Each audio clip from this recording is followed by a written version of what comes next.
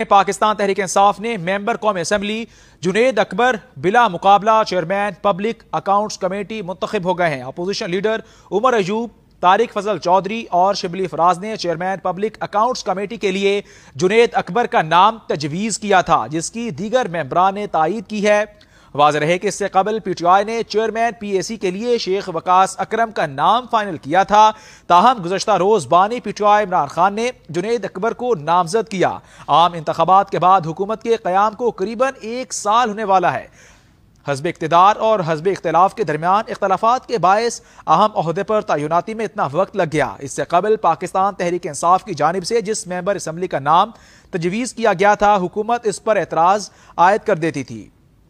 پاکستان تحریک انصاف کے رکن قومی اسمبلی جنید اکبر پارلیمنٹ کی پبلک اکاؤنٹس کمیٹی کے بلا مقابلہ چیئرمین منتخب ہو گئے ہیں۔ چیئرمین پبلک اکاؤنٹس کمیٹی کی نامزدگی کے لیے اجلاس ہوا، جس میں ارکان نے شرکت کی۔ اپوزیشن لیڈر عمر ایوب نے چیئرمین کمیٹی کے لیے جنید اکبر کا نام تجویز کیا تھا، جس کے بعد وہ بلا مقابلہ چیئرمین منتخب ہو گئے ہیں۔ پی ٹی آئی کے جنید اکبر بلا مقابلہ پبلک اکاؤنٹس کمیٹی کے چیئرمین منتخب۔ پاکستان تحریک انصاف کے رکن قومی اسمبلی جنید اکبر کو پبلک اکاؤنٹس کمیٹی کا چیئرمین منتخب کر لیا گیا۔ جنید اکبر خان کو قومی اسمبلی کی پبلک اکاؤنٹس کمیٹی کا متفقہ طور پر چیئرمین منتخب کر لیا گیا ہے۔